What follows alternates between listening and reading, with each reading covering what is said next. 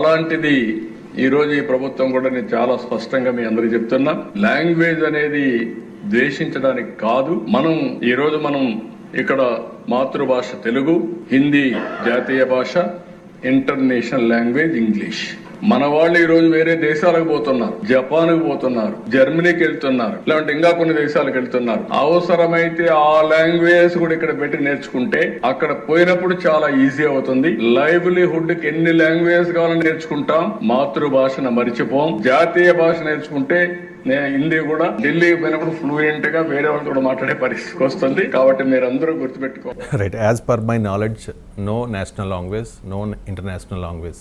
Correct అయినా international language అనే రికగ్నిషనే ఉండదు. అది ఇంటర్నేషనల్ లాంగ్వేజ్ అనే పదం పక్క పెడదాం. మీకు ఇక్కడ మొదటి అంశము మాతృభాషలో నాలెడ్జ్ పెరుగుతుంది, ఈజీ టు లెర్న్, ఎవరికి అభ్యంతరం లేదు. మరి ఎందుకు ఆంధ్రప్రదేశ్లో ఇంగ్లీష్ మీడియం ఎంకరేజ్ చేస్తున్నారు? ఇప్పుడు చంద్రబాబు నాయుడు పాలనలో ఇంగ్లీష్ మీడియం స్కూల్ ఉన్నాయా, తెలుగు మీడియం స్కూల్ ఉన్నాయా? లోకేష్ ఇంగ్లీష్ మీడియం చదివాడా, తెలుగు మీడియం చదివాడా? మరి ఎందుకు చదివాడు? ఈజీ టు లెర్న్ కదా తెలుగు. నాలెడ్జ్ పెరిగేది తెలుగు వల్ల కదా. మరి ఇంగ్లీష్ ఎందుకు నేర్చుకున్నాడు? ఎందుకు చంద్రబాబు నాయుడు తన కొడుకును ఇంగ్లీష్ మీడియంలో చదివించుకున్నాడు? దీనికి మన హిపోక్రసీ ఉండకూడదు. ఇప్పుడు నేను నా పిల్లలు ఇంగ్లీష్ మీడియం చదివించాను. మనం అందరము ఇంగ్లీష్ మీడియంలో పిల్లలు చదివించుకుంటూ ఉపన్యాసాలు మాత్రం హిపోక్రసీతో ఇస్తున్నాం. ఇది కరెక్ట్ కాదు అంట నేను. ఇప్పుడు మీకు చంద్రబాబు నాయుడు మరి మాతృభాషలో ఈజీ టు లెర్న్ కనుక, మన నాలెడ్జ్ అనేది లాంగ్వేజ్తో రాదు కనుక మీరు తెలుగు మీడియం స్కూల్లో పెట్టండి. ఆంధ్రప్రదేశ్లో ఈ విధానాన్ని ఎందుకు అనుసరిస్తలేరు? ఇలా ఆంధ్రప్రదేశ్లో ఇంగ్లీష్ మీడియం స్కూల్ ఎందుకు గవర్నమెంట్లో ఉన్నాయి? ఇంగ్లీష్ మీడియంలో ఎందుకు నేర్పిస్తున్నారు? బ్యాన్ చేయండి ఇంగ్లీష్ మీడియం. అంటే ప్రాక్టికల్గా ఏంటి? నిజం, మాతృభాషలో నేర్చుకోవడం వల్ల విజ్ఞానం పెరుగుతుంది, సులభంగా నేర్చుకుంటారన్నది వాస్తవం కాదని ఎవ్వరూ డిస్ప్యూట్ చేయరు. సైంటిఫిక్గా ప్రూవెన్, అది ప్రపంచమంతా ప్రూవెన్. కానీ ప్రాక్టికల్గా ఏం జరుగుతుంది? ఇలా English is the language of global commerce. మనకు ఎవరికి నచ్చినా నచ్చకపోయినా అంతర్జాతీయ వాణిజ్యం ఎలా జరుగుతోంది? జపనీస్ యెన్లో జరగడం లేదు, చైనీస్ యువాన్లో జరగడం లేదు, జర్మన్ ఫ్రెంచ్ కరెన్సీలో జరగడం లేదు, రష్యన్ రూబుల్లో జరగడం లేదు. ఇవాళ అంతర్జాతీయ వాణిజ్యము, అంతర్జాతీయ పెట్టుబడులు అన్నీ కూడా మీకు ఇవాళ ఇంగ్లీష్లో ఉన్నాయి. అంటే ఇంగ్లీష్ మూలమైన డాలర్లో జరుగుతున్నాయి. అందువల్ల it is the language of global commerce, it is the language of global communication. ఇలా మీరు లాంగ్వేజ్ ఆఫ్ గ్లోబల్ నాలెడ్జ్, మీకు అవును నచ్చినా నచ్చకపోయినా మీరు ఒక టాపిక్ పైన కావాలి సమాచారం అంటే మాతృభాషలో దొరుకుతుందా? సో ఇప్పుడు చంద్రబాబు నాయుడు చెప్పే నిజం, లాంగ్వేజే నాలెడ్జ్ కాదు, కరెక్ట్. కానీ language is the source of knowledge. Language correct, language వల్లే నాలెడ్జ్ కాదు, language only A means of communication. కానీ ఇవాళ మీరు చంద్రబాబు నాయుడుకు నా సూటి ప్రశ్న, మీరు ఒక వరల్డ్ ఎకనామిక్ ఫోరం రిపోర్ట్ కావాలి, నీకు అది ఇంగ్లీష్లో దొరుకుతుందా, తెలుగులో దొరుకుతుందా? ఇంటర్నేషనల్ మానిటరీ ఫండ్ డాక్యుమెంట్ కావాలి, ఇంగ్లీష్లో దొరుకుతుందా, తెలుగులో దొరుకుతుందా? అదంతా వదిలే state bank of India research report కావాలి నాకు, ఎస్బీఐ రీసెర్చ్, అది ఇంగ్లీష్లో ఉంటుందా, తెలుగులో ఉంటుందా? అసలు అన్ని ఇంగ్లీష్లోనే ఉంటాయి కదా. సో నాలెడ్జ్ అంటే ఇప్పుడు సుప్రీంకోర్టు జడ్జిమెంట్లు తెలుగులో దొరుకుతాయి నాకు చెప్పండి. సుప్రీంకోర్టు జడ్జిమెంట్లు ఎన్ని తెలుగులో అందుబాటులో ఉన్నాయో నాకు చెప్పండి. గూగుల్ ట్రాన్స్లేట్ పెట్టి మీరు తెలుగులో చదవచ్చేమో కొంత ఉపయోగించి, బట్ తెలుగులో ఒరిజినల్ తెలుగులో హైకోర్టు జడ్జిమెంట్లు ఎన్నో అందుబాటులోనే చెప్పండి. సైంటిఫిక్ రీసెర్చ్, ప్రపంచంలో జరుగుతున్న మెడికల్ రీసెర్చ్, సైంటిఫిక్ రీసెర్చ్ ఎంత తెలుగులో అందుబాటులో చెప్పండి. అంటే ప్రపంచ నాలెడ్జ్ ఇవాళ ఇంగ్లీష్లో ఉంది, అది డామినేషన్ ఉంది, వాస్తవం. అది మనం కోరుకోము, కానీ రియాలిటీ అది కోరుకోము. రియాలిటీ కనుక ప్రాక్టికల్ రియాలిటీ అవసరాల రీత్యా, ఉద్యోగాల రీత్యా, ఇప్పుడు Maryland, university of Maryland national council for applied economic research వల్ల ఇండియా హ్యూమన్ డెవలప్మెంట్ రిపోర్ట్ చదవండి. ఇంగ్లీష్ వచ్చిన వారికి ఉపాధి అవకాశాలు ఎక్కువ ఉంటాయి, వేతనాలు ఎక్కువ ఉంటాయి. అదంతా వదిలేని మీరు ఐటీలో జాబ్స్ చేసేవారిని ఎవరినైనా అడగండి, మీకు ఐటీ ఫంక్షనల్ స్కిల్స్ ఉండి ఇంగ్లీష్ కమ్యూనికేషన్ స్కిల్స్ లేకపోతే వాళ్ళకు ఉద్యోగాలు వస్తున్నాయా, వాళ్ళ శాలరీలు పెరుగుతున్నాయా అడగండి. అదంతెందుకు, మీరు ఒక తెలుగు టీవీ ఛానల్లో పనిచేసే కెమెరామెన్కు 20,000 వస్తే ఇంగ్లీష్ టీవీ ఛానల్లో పనిచేసే కెమెరామెన్కి 50,000 వస్తుంది. కెమెరాకు భాష లేదు. మీరు ఇలా తెలుగులో పనిచేసే యాంకర్కి వచ్చే శాలరీ కన్నా ఇంగ్లీష్ ఛానల్లో పనిచేసే యాంకర్కి 5 రేట్లు ఎక్కువ వస్తాయి. తెలుగులో మాట్లాడితే 10 రూపాయలు ఇవ్వరు, ఇంగ్లీష్లో మాట్లాడితే ప్రతి హాఫ్ అన్ అవర్ 3,000 ఇస్తారు. ఎవ్రీ డిబేట్ హాఫ్ అన్ అవర్కి ఇంగ్లీష్లో 3,000 ఇస్తారు. గంట సేపు అర్ణబ్ గోస్వామి డిబేట్లో నేను కూర్చుంటే 6 నిమిషం నన్ను ఒక మాట్లాడే అవకాశం వచ్చింది, కానీ 5,000 అయితే వచ్చినాయి డబ్బులు. మరి ఇది రియాలిటీ కదా, మనం ఇది వాస్తవం. పోనీ మీరు టీవీ 9 డిబేట్లో కూర్చుంటే 5,000 ఇస్తారా నాకు చెప్పండి? 5 రూపాయలు కూడా ఇయ్యరు డిబేట్లో కూర్చుంటే. మరి ఇది రియాలిటీ కదా. మీరు ఇప్పుడు డిబేట్ ఇది ఎందుకు? But that is how the world is, either you like it or not. ఇవాళ మీరు హిందూ ఎడిటర్కు ఒక తెలుగు పేపర్ ఎడిటర్కి ఒకే శాలరీ ఉందా? ఇలా తెలుగులో ఈ ఆర్టికల్ నాకు హిందూలో ఇప్పుడు నేను వెబ్సైట్లకు రాస్తాను, చాలా వెబ్సైట్ క్వింట్ అండ్ ఇలా రాస్తాను, ఒక్క ఆర్టికల్కి 7,000 ఇస్తారు. నాకు తెలుగులో ఒక్క ఆర్టికల్కి 7,000 ఇచ్చే పత్రిక చూపెట్టాడు. లార్జెస్ట్ సర్క్యులేటెడ్ న్యూస్ పేపర్స్ కూడా ఇవ్వవు. నేను రాశాను, ఈనాడుకు రాశాను, జ్యోతికి రాశాను, అన్నీ రాశాను. నాకు చెప్పండి ఏ తెలుగు పేపర్లో 7,000 ఇస్తారు? మరి ఎందుకున్నది ఇది? అంటే రియాలిటీ కదా. That is how the world is, whether we like it or not. అందుకొరకు ఇంగ్లీష్ నేర్చుకుంటున్నారు, వట్టిగా నేర్చుకోవడం లేదు. అందువల్ల ఇవాళ చంద్రబాబు నాయుడు కొడుకు అని అనకూడదు, నేను కుటుంబం గురించి మాట్లాడకూడదు, కానీ రియాలిటీ కదా. నా కొడుకు నేను ఇంగ్లీష్ మీడియం చదివించుకున్నాను, నా మనవరాలు కూడా ఇంగ్లీష్ మీడియం చదివిస్తా. చంద్రబాబు నాయుడు తన మనమని కూడా ఇంగ్లీష్ మీడియం చదివిస్తాడు. మళ్ళీ తెలుగు మీడియంలో నాలెడ్జ్ ఉంటుంది, తెలుగు మీడియం గొప్పది అని చెప్తాం. మనం ఎంత హిపోక్రసీ ఉంది మనదే. మన హిపోక్రసీ, నేను అడుగుతున్న క్వశ్చన్, మనం ట్రూగా నమ్మినాం అనుకోండి మాతృభాషలోనే విజ్ఞానం వస్తుంది. మాతృభాష ఈజీ టు లెర్న్ అని మళ్ళీ ఇంగ్లీష్లో చెప్పారు. నేర్చుకోవడం సులభం కూడా చెప్పలేదు, గమనించండి. ఈజీ టు లెర్న్ అంటున్నాడు చంద్రబాబు నాయుడు, ఎందుకంటే ఆయన ఈజీగా వచ్చింది ఆ పదం. మరి ఎందుకు మన పిల్లల్ని మన ఇంగ్లీష్ మీడియం ఎందుకు చదివిస్తలే? మరి ఈజీ టు లెర్న్ అయితే అంటే డబ్బున్న వాళ్ళ పిల్లలు, సమాజంలో రాజకీయ నాయకుల పిల్లలు, వ్యాపారస్తుల పిల్లలకు ఇంగ్లీష్ ఎడ్యుకేషన్ కావాలి, పేద పిల్లలకు ఇంగ్లీష్ ఎడ్యుకేషన్ వద్దు ఉపన్యాసాలు చెప్తాం మనం. అరే ఇది ఎక్కడ క్లాస్ యాంగిల్ అండి? మీకు అందరికీ ఇంగ్లీష్ మీడియం తెలుగు మీడియం పెట్టండి, మాకు అభ్యంతరం లేదు. కరెక్ట్, అది 100% మాతృభాషలో విద్యాబోధన వల్లనే నాలెడ్జ్ వస్తుంది. ఐ టోటలీ అగ్రీ, దాంట్లో చంద్రబాబు చెప్పిన దాంతో తప్పేమీ లేదు. కానీ బట్ అది రియాలిటీ కదా. మన పిల్లలు ఎందుకు చదివించాం? ఇలా తెలుగుదేశం పార్టీ ఎంపీల పిల్లలందరూ ఇంగ్లీష్ మీడియం చదువుతున్నారు, తెలుగు మీడియం చదువుతున్నారా? ఈ హిపోక్రసీ మంచిది కాదంటున్నాను నేను. మీరు నిజంగా నమ్మారు కదా ముఖ్యమంత్రిగా, మరి మీరందరికీ చెప్పండి, టీడీపీ ఎంపీలు ఎమ్మెల్యేల పిల్లలందరూ తెలుగు మీడియమే చదువుకోవాలి, వాళ్ళు ఇంగ్లీష్ మీడియం చదవద్దు. ఎందుకంటే ఈజీ టు లెర్న్, నాలెడ్జ్ తెలుగులో నాలెడ్జ్కి భాషకు సంబంధమే లేదు కదా. దీనికి ఆన్సర్ చెప్పాలి కదా ఫస్ట్ క్వశ్చన్. ఇక సెకండ్ క్వశ్చన్, అసలు జాతీయ భాష అంటున్నారు ముఖ్యమంత్రి గారు. నాకు తెలిసినంత వరకు భారతదేశంలో జాతీయ భాష అంటూ లేదు, ఉన్నదల్లా అఫీషియల్ లాంగ్వేజ్ మాత్రమే. ఆర్టికల్ 343, మీరు constituent assembly debates volume 9, if I remember properly my memory. So volume 9 of the constituent assembly debates చదవండి.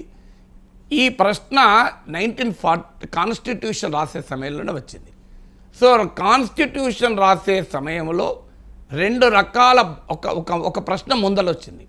ఆ బ్రిటిష్ ఇండియాలో అన్ని రకాలుగా అధికారం ఉన్న భాష ఇంగ్లీష్, కానీ దేశానికి స్వాతంత్రం వచ్చాక ఇంగ్లీష్నే నేషనల్ అఫీషియల్ లాంగ్వేజ్గా కంటిన్యూ చేయడంలో 2 ప్రాబ్లమ్స్ వచ్చాయి.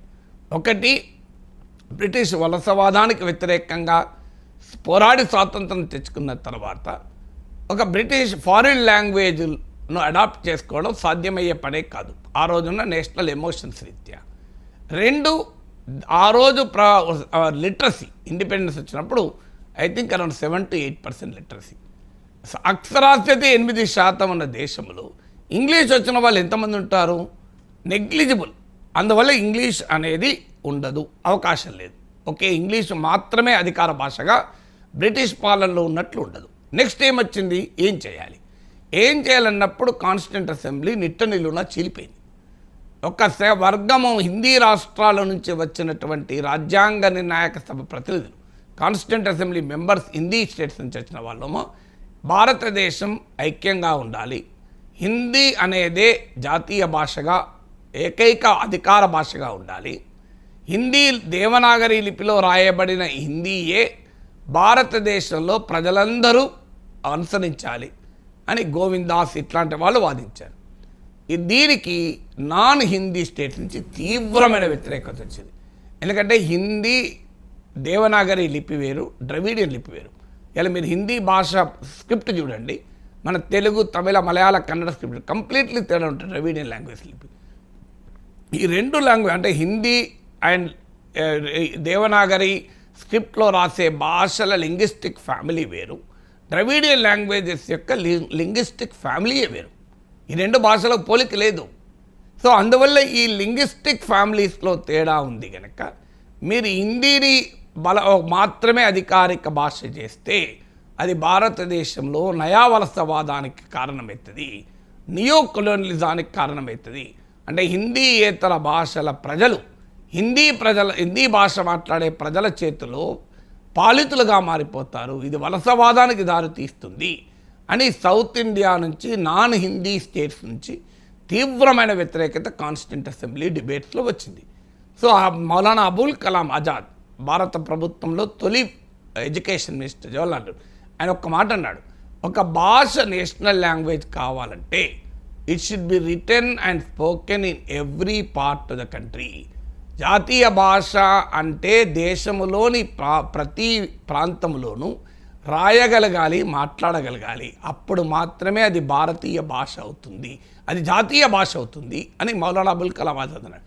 డాక్టర్ బాబు రాజేంద్ర ప్రసాద్ భారతదేశ first president, constituent assembly chairman, ఆయన ఏమన్నాడంటే మరి రాజ్యాంగ నిర్ణాయక సభలో మెజారిటీ నిర్ణయం తీసుకుంటే సరిపోదు, ఆచరణలో దాన్ని దేశమంతటా అమలు కావాలి. దేశమంతటా అమలు కాని నిర్ణయాలు మెజారిటీతో తీసుకుంటే రాజ్యాంగ లెజిటిమసీ ప్రశ్నార్థకమవుతుంది. ఇది బాబు రాజేంద్ర ప్రసాద్ అన్నాడు. అందువల్ల నేషనల్ లాంగ్వేజ్ అనేది ఏర్పాటు చేయడం ఇండియాలో ఎలా అనే చర్చ నడిచినప్పుడు 40% ఆఫ్ ద పాపులేషనే హిందీ మాట్లాడతారు, 60% ఆఫ్ ద పాపులేషన్కి హిందీ రాదు. మరి ఏం చేయాలి? ఇంగ్లీష్ నోమో అఫీషియల్ భాషగా కంటిన్యూ చేయలేము. ఈ డిబేట్ నడిచినప్పుడు ఒక కాన్స్టిట్యూషనల్ కాంప్రమైజ్ రూపంలో ఆర్టికల్ 343 వచ్చింది. ఆర్టికల్ 343(1) ఏం చెప్తుందంటే దేవనాగరి లిపిలో రాసిన హిందీయే అఫీషియల్ లాంగ్వేజ్గా ఉంటుంది. అంటే ఇక్కడ వరకే ఆగితే కరెక్టే, ఆగలే. 343(2) ఏం చెప్తుందంటే 15 ఏళ్ల వరకు ఇంగ్లీష్ కొనసాగుతుంది. ఆర్టికల్ 343(3) ఏం చెప్తుందంటే అక్కడికే క్లోజ్ కాదు, 15 ఏళ్ళు. పార్లమెంట్ చట్టం ద్వారా దాన్ని కావాలంటే ఎక్స్టెండ్ చేయొచ్చు. ఇది ఆర్టికల్ 343 యొక్క క్యారెక్టర్. మీరు గూగుల్లో దొరుకుతుంది, the article 343 of the constitution of India అని.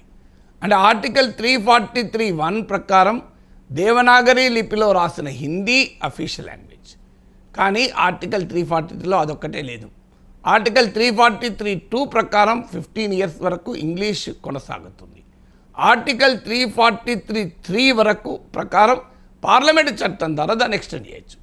పార్లమెంట్ చట్టం ద్వారా ఎక్స్టెండ్ చేయవచ్చు అన్నప్పుడు, పార్లమెంట్ చట్టం ద్వారా నిర్ణయం తీసుకోవచ్చు అన్నప్పుడు అఫీషియల్ లాంగ్వేజ్ విషయంలో అంటే ఇంగ్లీష్ ఉండాలా వద్దా అనేది ఎలా మరి పార్లమెంట్ చట్టం అక్కడ కూడా కాన్స్టిట్యూంట్ అసెంబ్లీలో మళ్ళీ డివిజన్ వచ్చింది. కొంతమంది ఏమో సింపుల్ మెజారిటీతో అఫీషియల్ లాంగ్వేజ్ పైన నిర్ణయం తీసుకోవాలి అన్నారు. ఎస్పెషల్లీ హిందీని ఉంచాలి అనేవారు సింపుల్ మెజారిటీ ద్వారా దీనిపైన డిసిషన్ తీసుకోవాలని.